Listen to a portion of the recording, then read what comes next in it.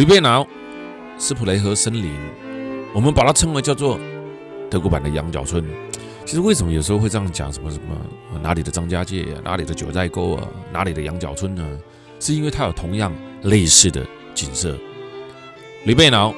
是史普雷河森林，绿的吓人，绿的让你震撼，环境保护的让你觉得不得了。再烦，再不爽，事情再多，再忙碌，当你跟我们坐上这一艘平地船之后，好像所有烦恼都不见了，所有忙碌都不见了。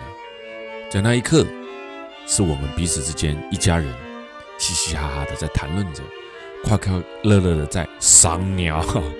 在看着河畔，在忙碌的工作，暂时都抛下一切。每一个人人生当中有很多的难受、不愉快。有的人出门在外，第一次认识到了朋友，这个是放鱼的，有没有看到那个笼子啊？那些啃鱼啊，有个人第一次认识到朋友，就像家人般、儿女般的照顾你，大家彼此互相的扶持着。有的人养了一辈子的儿女，对你也不一定孝顺；有的人当了一辈子的手足啊，也不一定来得像兄弟姐妹，个小哥的有啊。所以讲人生有太侪代志看不了、想不了、听不了。但是在这一刻、这一秒、这一刹那间，当你坐上了平底船，游览在这个吕贝瑙的斯普雷河，今天是没有出太阳啊，但阴天有秋天的气息，有点忧愁。但是这样子的感觉呢，坐在这上面，就我说的，其实我在游河的过程当中，我并没有消掉很多的阴呢。但是你看，德国一定要德国狼犬有没有在上面？所以在当下，我就觉得很近、很快乐、很享受。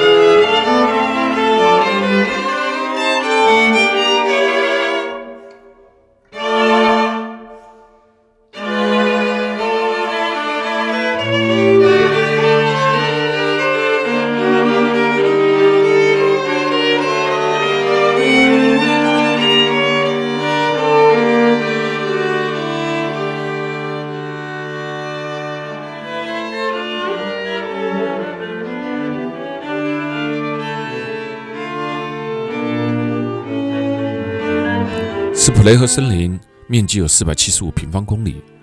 具有景观特色的低地地区之外，更具有历史的文化景观，很重要的自然生物保护区。它是德北最重要的叫做易北河的支流斯普雷河，整体贯穿了整个柏林市区。在市区里面，你也可以搭船游斯普雷河，从柏林也可以但当然跟吕贝瑙看到的不一样。你看这些度假的别墅，这些屋子，哇，这是我梦寐以求想要居住的环境。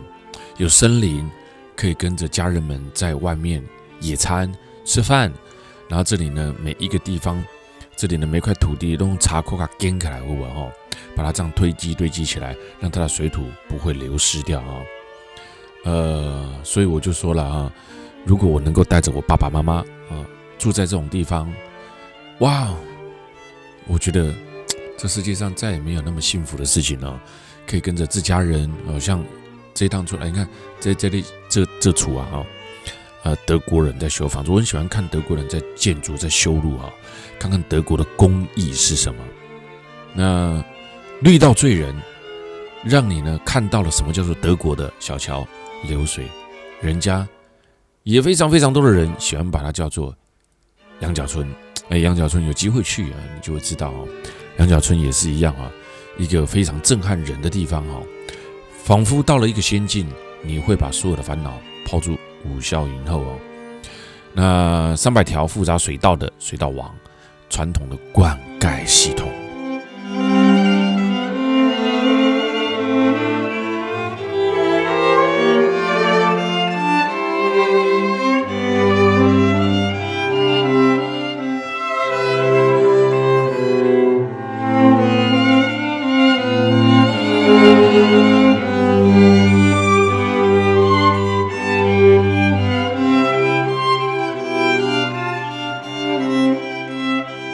在这儿，你看连鸭子鸳鸯都静静的在这里睡觉在北德，在东德，你非常少看到亚洲人因为基本上亚洲人在走的点不会是这里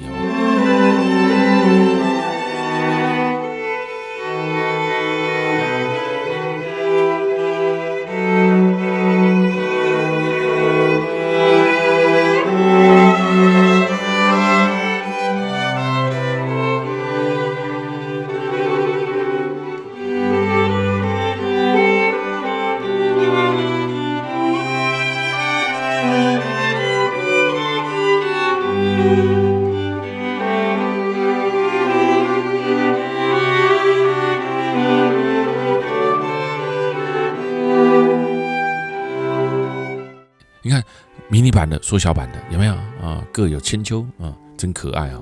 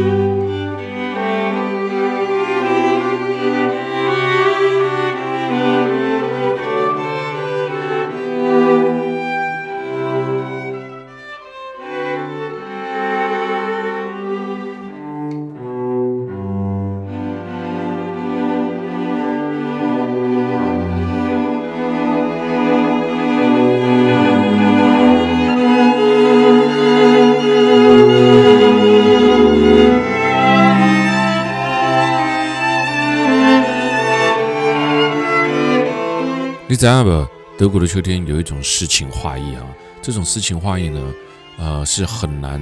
去笔墨难以形容的哦，嘴巴也很难讲的啊。那我觉得这是需要亲自来一趟的哦。欧洲有太多的地方，它可以深度，真的啊。我觉得不是说多国之旅不好，多国之旅有它精彩的一幕，就像万花筒一样哦。但深度呢，真的有它沉浸人心的一面啊。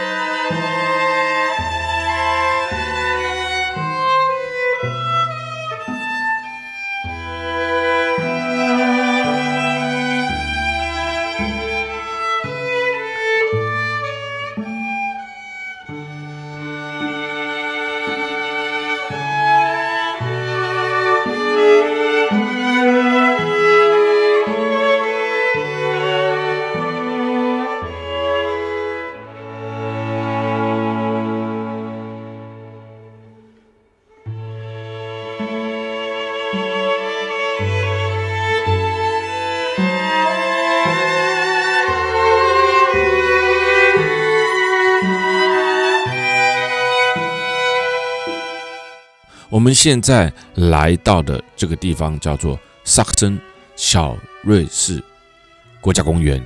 萨克森王国也是德国创始的第一个国家，很多人说有了这个王国，才有了德国的开始。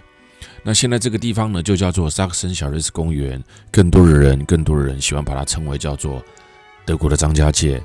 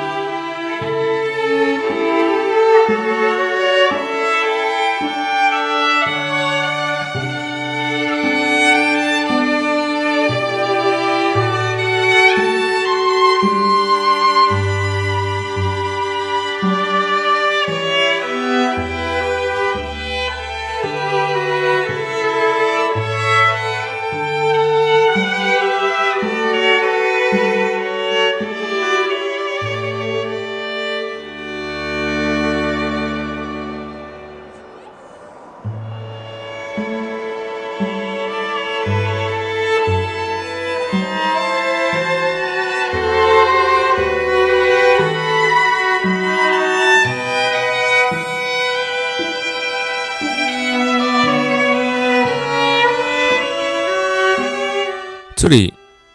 不是张家界，但我们喜欢把它称为叫做德国的张家界，最主要是因为很多中国大陆的特殊行程我们都走过，但是欧洲很多比较冷门、比较不为亚洲人所知道的景点，我们可能就比较少来过。那之所以会称为德国的张家界，最主要的原因是因为它跟张家界一样的地形地貌，位于德国的东部，跟捷克交界的山区砂岩跟页岩组成的这种特殊的地形地貌。这里绿意盎然，空气清新，来这儿简单的饭店、咖啡厅，来这旅行就跟前面是一样的哈，好像又把烦恼丢掉了啊，又把烦恼丢了哈。那我怎么说才可以忘记烦忧啊？你不要说它多美啊，就是你到这边你的烦忧会忘记哈。很多人说怪石林立啊，其实在这儿萨克森的瑞士啊也一样哦。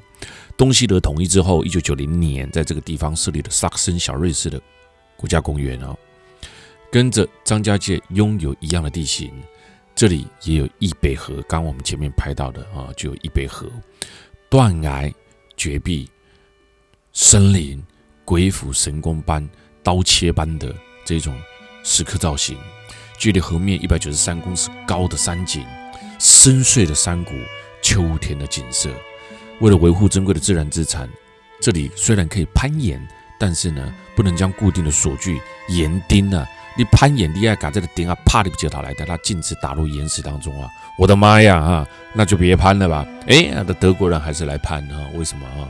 不能打岩钉，他徒手攀呢？哇塞，这有时候会有天人永隔的情况啊！所以呢，这是比较特别的地方啊。秋天的景色更令人为之赞赏。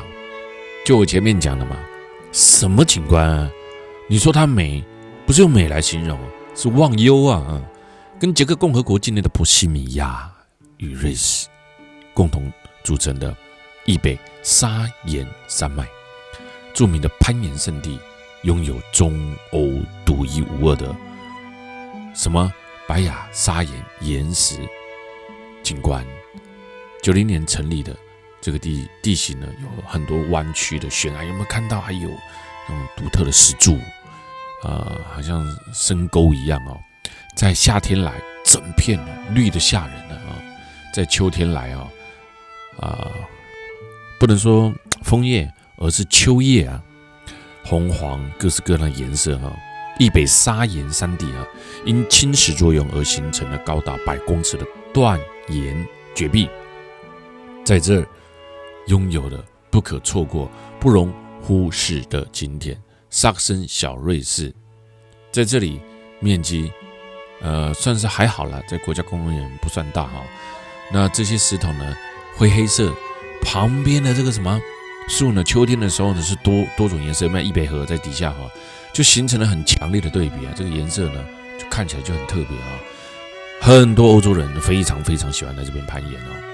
这里的山峰呢，很少过了就1000公尺哈，但是每一座山峰都很像独特的奇松啊、奇石一样哦。那它为什么叫萨克森小瑞士呢？是来自于2个瑞士的画家，他们在18世纪的时候来到德勒斯登，并常到易北河上游作画，看到这里的风光，让他们想起了在瑞士的 Jura 的家乡，因此就把它叫做萨克森小瑞士之称。它的名称就这样来了。而我们现在看到的这些石岭叫做巴斯泰石岭，最具代表性。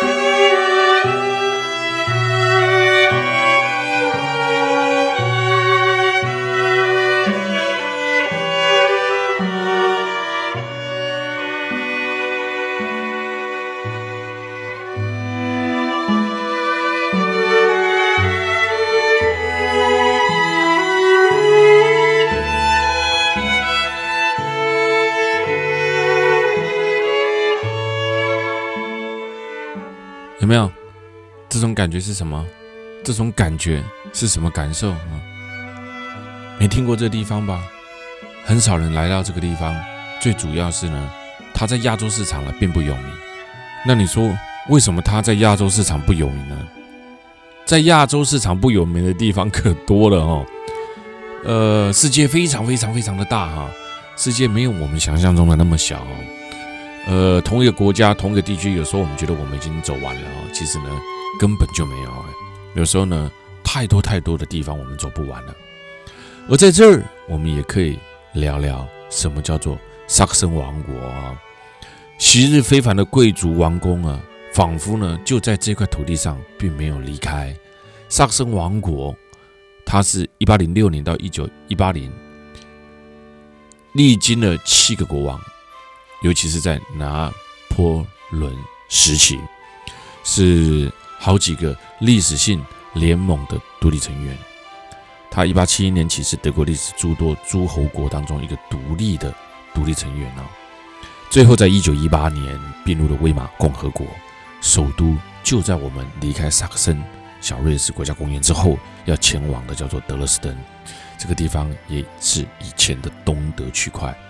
其实我们这一趟的德国秋天童话大道，我们从这个法兰克福开始，一路走了格林童话大道，一直到了不莱梅，接着了童话大道之后，再往汉堡，再往柏林，走的是北德、东德地区，尤其是现在萨克森到德勒斯登都是东德地区以前呢。那1806年前呢，萨克森只是神圣罗马帝国的一个